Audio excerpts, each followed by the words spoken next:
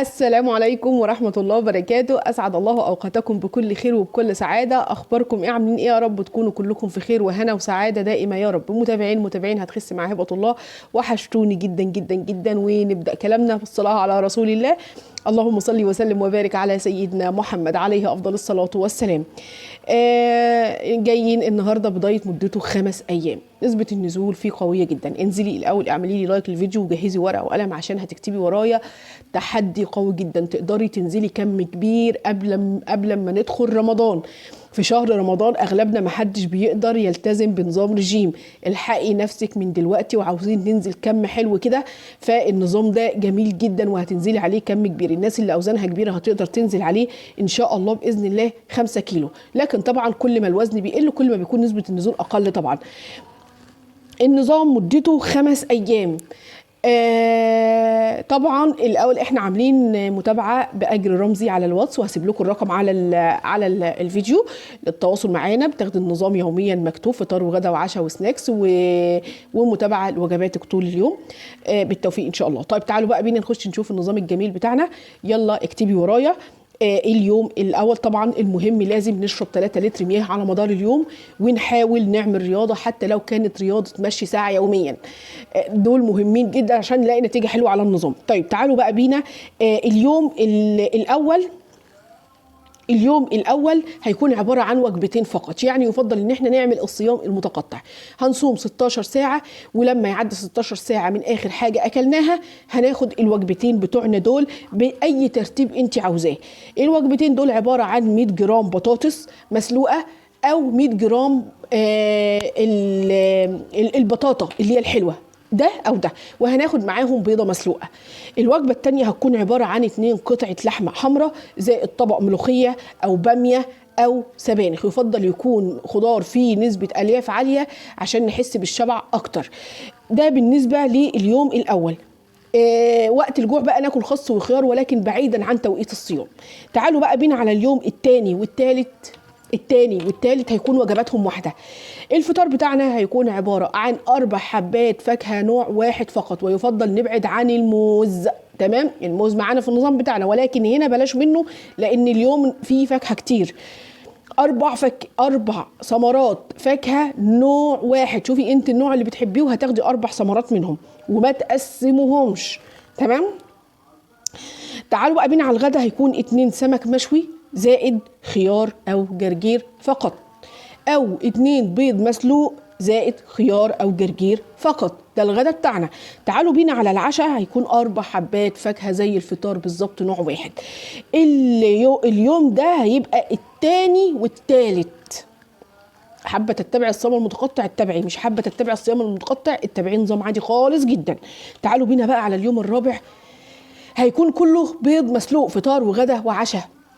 محدش يقلق من قصة البيض. الأبحاث الجديدة قالوا ما فيش حاجة اسمها البيض بيعلي الكوليسترول. الحاجة الوحيدة اللي بتعلي الكوليسترول هي الدهون. تمام. فما نقلقش بقى من قصة البيض وهناكل بيض كتير، لا ما تقلقوش خالص. كل يوم في تطور وفي العلم وفي أبحاث، ويعني القصة دي طلعت خاطئة. موضوع ان هو بيعلي الكوليسترول، لا، الدهون هي اللي بتعلي. فهناخد الفطار بتاعنا والغدا والعشاء والسناكس. شوفي الكميه اللي تشبعك او اللي تريحك خديها، ولكن اليوم كله هيكون بيض مسلوق وخس وجرجير فقط. طيب تعالوا بقى بينا على اليوم الخامس. الفطار هيكون دايت والعشاء هيكون دايت، والغدا بتاعنا هيكون وجبه مفتوحه. وجبه مفتوحه يعني ناكل اللي نفسنا فيه حتى الشبع، مش حتى الانفجار. شوفي انت نفسك في ايه، كليه. بعد ما اكلت نصوم 5 ساعات بعد الوجبه الفري اللي احنا خدناها دي، وبعد كده نشرب ميه بس في فتره الصيام ال5 ساعات دي. والعشاء بتاعنا يكون دايت. اختاري بقى، عايزه تاخدي ثمره فاكهه، تاخدي علبه زبادي، جبنه. المهم ان يكون العشاء دايت. اختاريه انت بقى زي ما تحبي. والفطار بتاعنا دايت، اختاريه انت زي ما تحبي، بس طبعا ما فيهوش نشويات لا الفطار ولا العشاء. الغدا بقى خد النشويات اللي انت عايزاها لانها طبعا وجبه مفتوحه. النظام طبعا مدته اهو 5 ايام، سهل وبسيط. مفيش هنا عسل ولا تمر في النظام ده. نقدر نشرب شاي وقهوه ولكن بسكر دايت. نقدر نشرب مشروبات حارقه، شاي اخضر، قرفه، جنزبيل، ولكن ناخد بالنا لو في ايام هنتبعها صيام متقطع، بلاش السكر الدايت ولا اللبن ولا الليمون في فتره الصيام. بلاش منهم وقت الصيام. تاني مهم جدا نشرب من 2 ل 3 لتر مياه على مدار اليوم. نحاول نمشي ساعة يا جماعة يوميا، ساعة يوميا. المشي أسهل حاجة وأبسط حاجة. طيب في ناس هتقول هو ينفع الساعة دي أخدها متقطعة؟ يعني مثلا فيها تقولك أنا ربع ساعة الصبح، ربع ساعة الظهر، ربع ساعة. قسمي، نص ساعة الصبح ونص ساعة بالليل، تمام جدا. اخد الساعة كاملة على بعضها، ممتاز. وفي النهاية هنستفاد بالساعة بتاعتنا، الرياضة اللي احنا اتحركناها دي ايا كانت متواصلة او متقطعة زي ما تحبي. الرياضة والمية اساسي. الشاي والقهوة ما يكونوش اكتر من مرتين فقط، لان قلنا الكافيين سهم ذو حدين.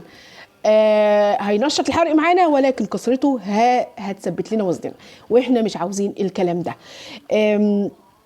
السكر الدايت نستعمله عادي جدا هنا في النظام ده.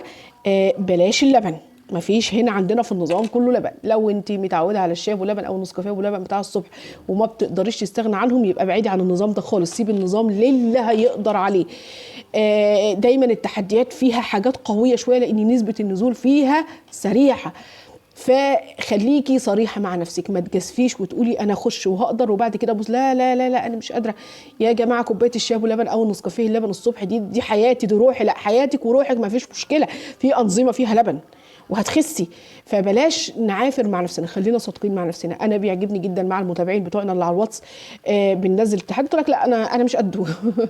بص يا هبه، لا شوفي لي حاجه. انا موضوع قصه الشاي ولبن الصبح دي او النسكافيه، في ناس فعلا مدمناها على فكره، وانا من الناس دي.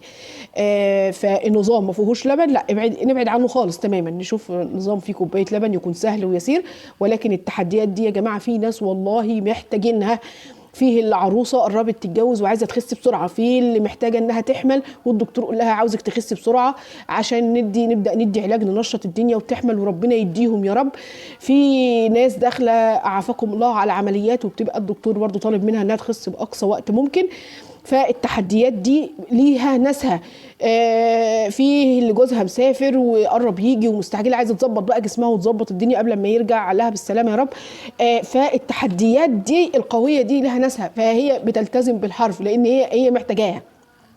ولكن ما نضغطش على نفسنا ونخش في نظام ونعافر، لا اصل انا مستعجله، لا اصل انا عايزه اخس بسرعه. طالما مش مستعجله، وما تضغطيش على نفسك، لان لو حسيتي بضغط او توتر جسمك هيسحب ميه، ولو جسمك سحب ميه مش هينزل. خدوا بالكم الحته دي، لازم تكوني مرتاحه نفسيا للنظام وانت متبعاه عشان يجيب معاكي النتيجه اللي احنا محتاجينها.